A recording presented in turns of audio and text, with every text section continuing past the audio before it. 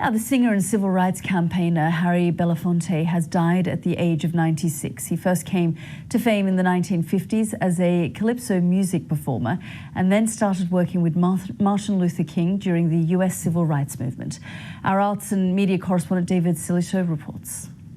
Oh, island in the sun, willed to me by my Harry Belafonte was called the King of Calypso. all my days I will sing in praise of your forest waters, your shining sun. He was born in New York, but his sound was Caribbean. From the calypso of Trinidad to the folk songs of his childhood home, Jamaica. But I'm sad to say I'm on my way.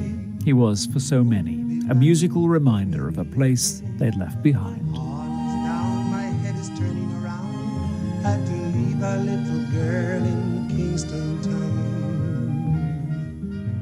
He had returned to America as a teenager and set his heart on becoming an actor. But it was his voice singing in the clubs of New York that caught attention. Dale, Dale, daylight come and we want go home. First performer to sell over 1 million copies of a single album. When your lovebird decides to fly. Carmen Jones, with its all-black cast, gave him a lead role in a film. He also won awards for his stage and TV work. Salt from a tail and go. Shake, shake, shake, Sinora, shake your body line. But this was also an era of political struggle.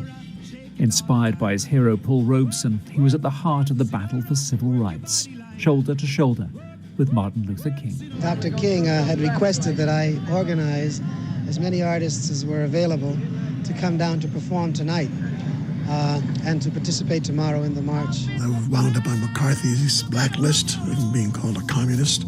For a long time, I couldn't work or couldn't get employed. Over the years, he continued to campaign. He worked for UNICEF. He organized USA for Africa.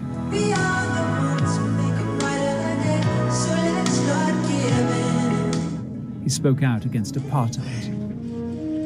We're here today in the name of Black Power. No wonder Spike Lee chose Harry Belafonte to be the eldest statesman of the political struggle in his film Black Klansman.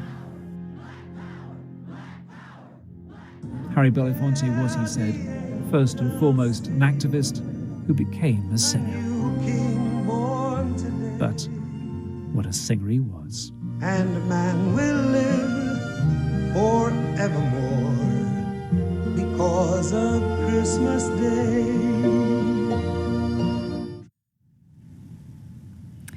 That was Harry Belafonte there. Well, let's speak to Vincent Warren from the Centre for Constitutional Rights. Thank you so much, Vincent, for joining us here on the program. What a remarkable life. When we look back, he lived multiple lives, reinvented himself multiple times, and truly touched so many hearts and people's lives.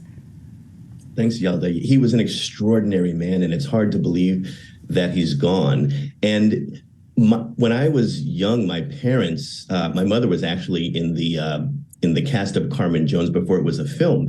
And they told me that you have to look out. And if you ever get a chance to meet Harry Belafonte, you should. And I had the extreme pleasure of meeting Harry Belafonte when he was 90 years old. And this was after decades and decades of struggle and work. And I met him connecting with a group of young organizers in Ferguson, Missouri. And this was after Michael Brown was killed. And even in that long, expansive time where he's been an extraordinary artist, an extraordinary activist, that he still not only had the time, but he made the time to think about the next generation. And in fact, my goal in my life now is to try to connect younger activists and organizers to this extraordinary legacy. Yeah, I mean, Vincent, you say he was 90 when you met him, and he was still campaigning. The fact is that it really was, his first and foremost sort of passion. It was really in his heart, that activism. Absolutely. You know, I say that if you have a lawyer, an activist, and a storyteller, you can change the world. And Harry Belafonte was not a lawyer, but what a storyteller and what an activist. He was someone who actually gave me some personal advice. One of the things that he said to me, I asked him, I said, what has it been like to be in this work for so long? And he said, I've lost all of my friends. I lost Martin Luther King to violence, to violence.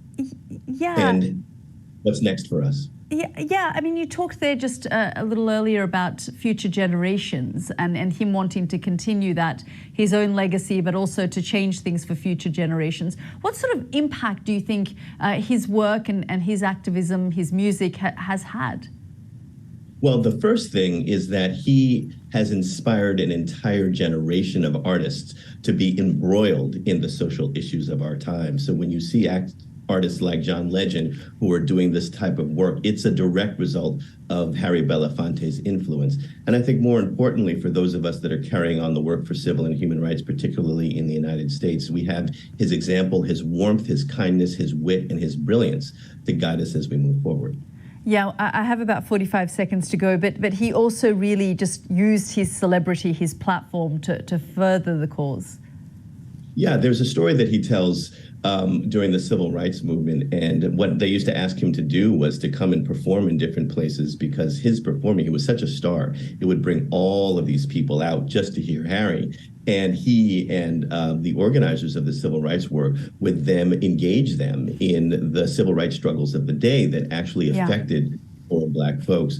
So that legacy is living on today, and I hope, as Mr. Belafonte would have wanted, that the artists that we're connected with that are making now can continue to work with us in the struggle.